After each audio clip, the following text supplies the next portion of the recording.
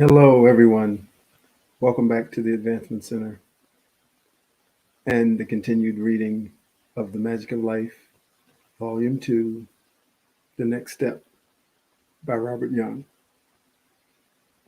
Chapter 10. The ship surged violently as it came about and faced into the waves. Willie had not taken note of the condition of the seas, and John was too busy monitoring the Pacific Rose to worry about his own position. They entered the water a good 30 seconds before they expected, which caused them to lose momentum and flounder for a moment while the propellers took hold. John yelled at Willie as he felt the ship slide sideways. "Keep her steady, Willie. I am trying to hold the Pacific Rose in line for its landing." "Leave her impulse drives on for a couple of minutes so they don't lose headway," replied Willie. "Roger, she is on her way. Steady. She is in. Perfect." John's commentary always impressed Willie, and he couldn't help smiling when he heard how smoothly John achieved what was totally impossible for most people. "I'm glad we installed that new Doppler control module," John continued. "It made my job a lot easier." "Resetting navigation and time modules," shouted Willie. "Roger, Willie. Australian and international navigation online. I have a visual." John sat back in his chair and looked out to sea as if he was looking into a new world. He always felt strange for a short time after transfer, and he liked to let the new vibrations settle before he made any moves. The two dimensions worked differently, and the actions of the sea were so different that you could easily make a mistake and find yourself in trouble. These seas could be treacherous, and the standard radar did not show the intrusion of other influences in the same way it did in the dimensions of the Isles. Willie was familiar with John's deep interaction with the nature of everything and left him to his own resources while he proceeded to the galley to take on tasks that would normally be Fred's. Meals were just as important as everything else, and the next thing that John would be doing is looking for something to eat. The galley was neat and precise, and it took little time to prepare two meals and place them in the special container that made it easy to carry and eat in a rough sea. Willie returned to his position at the helm and set the two meals in the support racks beside each of the control positions. John nodded and leaned over to adjust the heading to make sure there was minimum movement while they ate their meal. "How long before we reach the 20-mile limit?" asked Willie. "I will double check later, but I would think about an hour. I need to wait a few minutes to allow the system to settle in and detect all the satellite positions," John replied, with a complete sense of ease. "The focus is about to change from us to the Pacific Rose, so we will need to get our plan set so we are not left out of the equation." Willie's response was immediate. "We can sneak in under our radar cover, or we can register for a position on the dock and have the paperwork sent to our friend in customs, who immediately files it and forgets to notify the inspectors. What do you think?" John was thoughtful for a moment before he answered.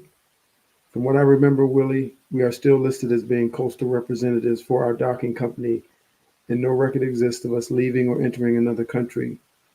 We do not adhere to Norwich's rules, and the Navy still thinks we are very useful allies with a lucrative fishing business. The Australian Navy has no idea we exist, so let's keep it that way." "Radar cover it is," said Willie. "When you have our position, I will contact the Pacific Rose and then go to stealth mode." Willie could not wait to see what it was like to be invisible. The new add-on to the radar blanking was a visible distortion module that made it impossible to see your vessel unless you were within 100 yards of it. John had been assured that this technology had never been delivered to the Earth dimension and had to assure his planetary friends that he would only install it on a vessel that was resident in the dimension of Isles. Fortunately, no one but Simeon knew that the ships traveled between two isolated dimensions, and he would never allow the use of these special inventions for the wrong purpose. John laughed when he saw Willie's eyes light up. You are still a kid, aren't you? Always ready to play with new toys. Of course, said Willie. This is the best part of life. I love it. The communications alert shrieked as Willie reached forward to reset his heading. For a moment he thought he had done something wrong. Then the crackle of a familiar voice filled the air. Jeremy, Jeremy, this is Pacific Rose. Do you read over? Willie recognized Bill's voice immediately and noted that it was only a fisherman with experience who delivered his opening call, with the vessel name repeated to attract their attention.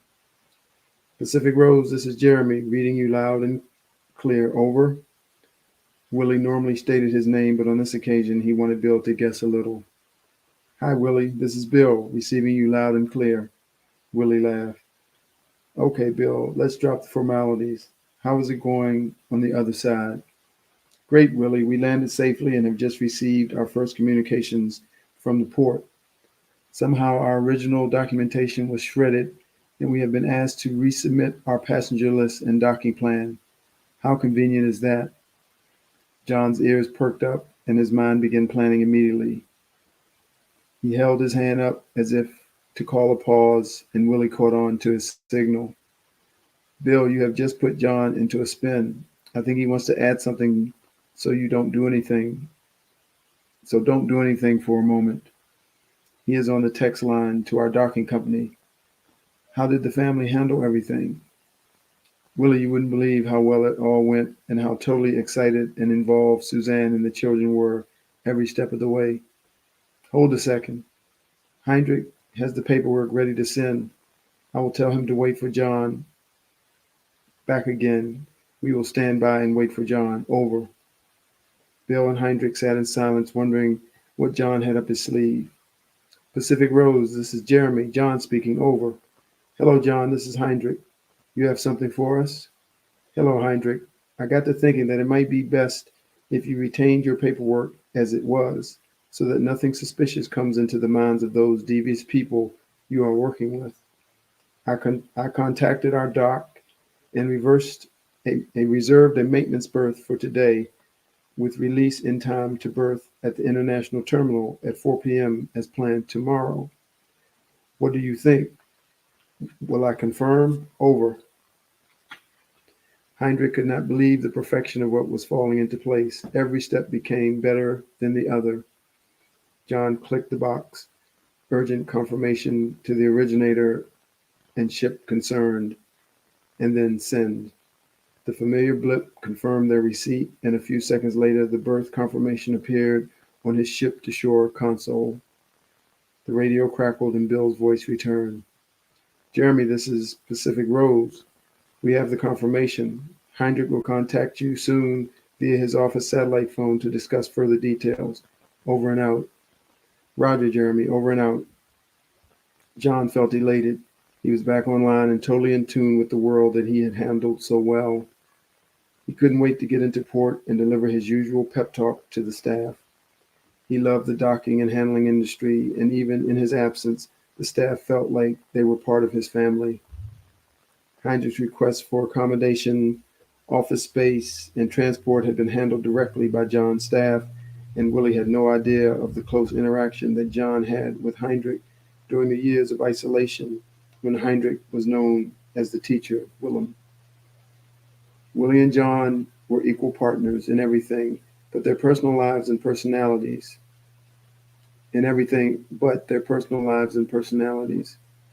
Each one was unique to the extent that they were a great complement to one another, but so different that one could never fit the character of the other. On many occasions they had gone in different directions, but each time they came together, the combination was so dynamic that they achieved the impossible with ease. John could feel that time coming again, and he recognized that special look of contentment on Willie's face that seemed to open the door to the magic of the Voltage organization. It's all go, Willie, John exclaimed with his thumb in the air. Glad you are on board. Willie smiled and returned the thumbs up to John with that special wink that they both understood. The ship-to-shore console flashed again, and John read the details. Our private berth will be ready in a couple of hours. We caught them off guard by arriving a day early and requesting a maintenance berth for the Pacific Rose, informed John cautiously as if there was something amiss. The Pacific Rose will take some time to enter the harbor and travel through under the bridge. We have lots of time, Willie exclaimed. They have to wait for the pilot to take them into port. If we enter the heads when they are almost at the bridge, we will still arrive at the dock ahead of them. John smiled as he typed his reply, and Willie could see there was something else going on in his mind. Turn her to the north, Willie, so we look like we are leaving the ship. We can go into stealth mode and double back to see if they can find us. Without a word, Willie dialed in the north heading, and the Jeremy responded immediately. As soon as Willie felt the boat start to straighten, he increased the speed setting and let the Jeremy have its head. The boat lifted in the water and accelerated into the waves as if they were nothing. Steady, Willie. These seas are not as so easy to handle as ours. I don't want you to overstress anything. Willie pulled back on the speed and with the other hand pressed the call button. Bill was still on station and replied with two presses of his call button. Bill, said Willie, we are heading north for a short run. Track us on radar and visual. We are testing our stealth mode. Fred will show you how to track us on visual. Over. Bill looked at Fred, who had just walked into the cabin. How did Willie know you were here? No idea, said Fred. He does that sometimes and doesn't even realize it's something others can't do. Fred reached above Bill and opened two doors to reveal a large screen. Without giving Bill any instructions, he handed him a small joystick and clicked the button on the top. The screen lit up. An all-around view of the ocean appeared in squares on the screen. Bill moved the stick and watched the highlight move between the squares. As soon as he highlighted the Jeremy, Fred reached over and pushed down on Bill's hand. The Jeremy filled the screen, and a bunch of writing appeared below it with the details of the ship, its heading, speed, and location. Wow, this is much better than trying to read this small radar repeater screen. Bill was so engrossed that he didn't realize Fred had left the cabin. When there was no answer from Fred, he looked around and shook his head with amazement. Bill pressed the transmit button twice and got one return. I have you on screen and radar. 30 knots. Not bad, Willie. Over. One click from Willie was all Bill needed to confirm that he received the message. The signal from John and the visual distortion unit was ready, gave Willie the chance he had been waiting for. He wanted to disappear first and then blank the radar so he could reappear in another place. Willie gave the thumbs up signal to John and he activated the controls. A strange misty filled the bridge and John looked almost transparent in the distance. The radio squawked and Bill's voice followed. You have gone. I can see you on the radar. I can't see you on the radar. How did you do that? Willie smiled and immediately leaned over his console and switched the radar past the on position to an unmarked position. The flashing, blinking indicator appeared in the lower corner of the radar in bright yellow lettering. Willie looked across to John and they waited. In a matter of moments, blinking changed to blinking on and stopped flashing. The radar squawked again. You have gone totally. Are you still on station? Came Bill's voice with a sense of urgency. Willie hesitated. Should he be silent and play out the full game? John shook his head as if he knew exactly what Willie was thinking. Willie reluctantly replied, On station, Bill. Still on the same course. Over. Bill looked up as the tracking screen switched back to the all-around view with square blocks on the screen. The Jeremy was nowhere to be seen. The viewing station has lost you completely and reverted to all-around view. Over. Bill's voice was clear but excited to be a part of Willie and John's project. This is what he had imagined the first time he ventured out to sea in Willie Voltage Special. Bill stood by the radar for another 15 minutes before the flashing indicator appeared on the starboard side. A moment later, the viewing station picked up an image in the upper right corner. The Jeremy was back, but in a totally different location. A quick movement of the joystick revealed a full picture of the Jeremy, this time traveling at 12 knots to match the speed of the Pacific Rose. The test was over and declared successful. Bill held down the joystick button and the viewing screen went blank. He placed the joystick carefully in its stowing position and closed the two doors. After pressing the off button for the radar repeater and sliding the wood panel cover into place, Bill's room returned to the comfortable cabin that greeted him on his first visit. Chapter 11. Heinrich was calm and collected as he methodically went through the process of negating the illegal moves presented by Alf Hartley. He was very familiar with the actions of Big Alf and was prepared to take him on to deliver the crippling blow that he so deserved. A quick knock on the door, followed by Bill's voice, brought a pleasant smile and a welcome break from the intensity that Heinrich had wrapped up against the injustice of Alf Hartley's actions. "Come in, Bill," said Heinrich with a clear and welcoming voice. The door swung open, and there was that glowing face that had obviously been excited by something new. "What happened?" Heinrich asked as he acted on his first instinct. "You won't believe it," exclaimed Bill. "Willie and John just made their ship disappear. It disappeared off the visual tracking and off the radar, and then reappeared in a different location 15 minutes later." "Ah, I see you have tested our visual tracking. What do you think?" asked Heinrich. "You know about their disappearing act?" questioned Bill. "Oh, yes. That is called stealth mode. John has been working on that for a long time. The final update arrived recently. I think this is the first time he has been able to test it in international waters. Some of his inventions work on the island, but don't necessarily work here." Heinrich took a much-needed breath and continued. "Sit down, Bill.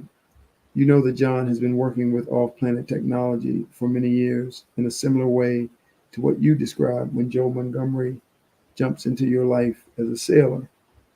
Bill nodded with enthusiasm and encouraged him to continue. "This last visual distortion module was manufactured and delivered via particle transfer from John's friends somewhere else in the universe. Apparently, it is made to John's specifications, but about 1/10 of the size that John can manufacture and with components that we have never seen before." Bill had some idea of what Heinrich was saying, but could not picture the exact nature of what he described, nor explain the amazement that it brought to Heinrich's eyes. Heinrich detected the disconnected look that Bill displayed often when new events were foreign to his history of experience and launched straight into an explanation. "You know, Bill, John is a little bit like that character you met in Norwich, Andrew Kelly, a friend of Henry Olsen's. A total character, but a genius from somewhere else." Bill smiled and understood immediately. "You mean that no one can understand what he does or how he achieves all the impossible tasks that he takes on?" "That's it, Bill. Andrew designed the visual tracking and simply turned up one day and said to Fred that he was going to install it because he would need it on this trip. It is brand new." Heinrich's eyes almost popped out as he expressed his amazement. "Wow, I thought it was just part of the ship," Bill explained. "You know, everything is new to me." Heinrich sat back for a moment and let the events of the past few months flow over him. He forgot for a moment that he was talking to Bill, and then he found himself connected to the world of Norwich with all its special characters. Mary appeared in front of him, and then Henry, followed by Elizabeth and Michael Wells. They seemed to be encapsulated in a mist that held them above the ground. In a moment, the voice of Simeon drifted into his consciousness. "Heinrich, you are headed in the wrong direction. Your life, your real life, is in front of you, and what you have on the desk is not your concern. Each time there is a change in your life, there is an opening that allows a negative influence to show its face and invite you back into the battle. This is not for you to engage in, particularly when you have a team that is much more influential in the world than you even have the inclination to consider. Pass it on and enjoy your real life as it smiles upon you and takes you to greater heights. The influence of Simeon gradually faded, and the image of Mary, Henry, Elizabeth, and Michael grew to include many more friends who had disappeared for no real reason. Bill watched Heinrich and saw the first tear run down his face. It was time to leave and not disturb what he knew to be extremely private. Heinrich watched from a distance and could see himself and Bill sitting at his desk. As Bill stood, he heard the voice of Simeon instruct him to stay and wait until Heinrich absorbed the transmission that Bill held for him. Bill returned to the sitting position, and Heinrich immediately felt the amazing sense of comfort that emanated from Bill when he was in contact with Simeon. Within moments, Heinrich was back in his body, and his eyes flashed into life to see Bill smile on the other side of the desk. "Sorry about that, Bill," exclaimed Heinrich. "I drifted off for a moment. Where were we up to?" "You were telling me about Andrew Kelly from Olson Plaza and how he designed and installed the visual tracking unit, and then all I could feel was Norwood, all of our friends, and Simeon. I was about to leave, but Simeon asked me to stay. What was that all about?" Bill was ready to follow Heinrich and listen to what he had to say, but Heinrich immediately changed direction. "There's something I need to ask you, Bill. What would you do if I gave you the task of solving the takeover bid that I described to you earlier?" Bill quickly pushed himself back in his chair and lifted his head slightly to indicate the shock of such an offbeat question. After a moment of silence, Bill answered cautiously, "Well, Heinrich, I would need a lot more information, but I think there are a lot of people who could help you better than me. So I would contact Henry and ask him to get Michael and his partner, Simon, Simon Phillips, to use all those legal and financial people that they use to recover the shipping line and simply fix it that way." Heinrich immediately understood Simeon's message, and his heart leapt with joy as the real picture seeped into his reality. "Thanks, Bill. Simeon virtually told me the same thing. I needed to hear it from you to make it sink in." Bill was still unsure as to what was happening. It seemed to be a combination of old history and new adventure that only Heinrich could fathom. Heinrich leaned forward and picked up the satellite phone from the far corner of his desk. "Stick around, Bill. You should listen in to get an idea of what is happening." Heinrich pressed two buttons, and the faint ringtone filtered into the silence of the cabin. "John speaking, Bill." Bill could hear in the distance. "Hello, John. This is Heinrich. I hear your stealth test went well." The light-hearted conversation continued for some minutes until Heinrich's tone altered slightly and the real subject was introduced. Bill shifted in his seat and waited for the delivery. "John, you know the dealings we had with Big Alf and how I intended to take him down." "No, I was unaware of any of that. Tell me more," replied John. As Heinrich related the detail of Al Hartley's attempt to take over the shipping line and John and Willie's docking company, Bill became aware that there was more to the takeover bid than Heinrich had explained previously. "I intended to sink him once and for all and get him out of our life," Heinrich continued. "But with a little help from Simeon and Bill, I can now see that this is only a diversion. It needs to be handled by someone else." "If you know how to sink him, replied John. "He deserves it." Heinrich laughed as he spoke. "That was my first reaction, but if you look further, you can see that it's all a bluff. If I react at all, I am accepting his terms. It is what the legal system works on." "Interesting. So how do we stop him?" John said thoughtfully. "We don't. We act as if we don't know," said Heinrich. "Then leave it all to Henry and his team to attract so much attention that our friend Alfred Hartley won't know which way to run." "I'm not sure I understand," replied John. "Is that enough protection from that animal?" Alpha's not a bad man. He just gets out of line when the reins are let loose. If we rein him in, he will have an asset rather than an enemy. We will have an asset rather than an enemy. Heinrich's tone was thoughtful and gentle as he presented the alternative to John. Bill could see the positive side of what Heinrich proposed and was surprised when he asked if John and Willie would take the lead in this matter. John almost choked as he replied, "I thought you were going to take it up with Henry. What can we do?" A new set of eyes, John, and an interest from a genuinely concerned company who is in the process of a merger with the Pacific Line, which, remember, is owned by the town of Norwalk, not Heinrich Smithers. Heinrich's eyes sparkled as he continued, "We are only representatives of the owners and cannot make any decisions concerning the future of the Pacific Line. At least that is the way we will play it."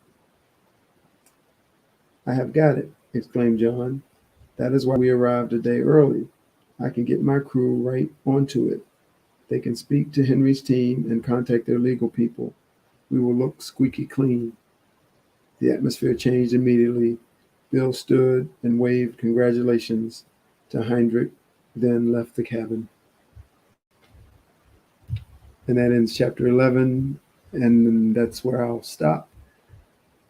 And when I return, we will continue with chapter 12 of The Magic of Life, The Next Step by Robert Young. And until then, I wish you a perfect life, perfect health, and a magic future. Thank you.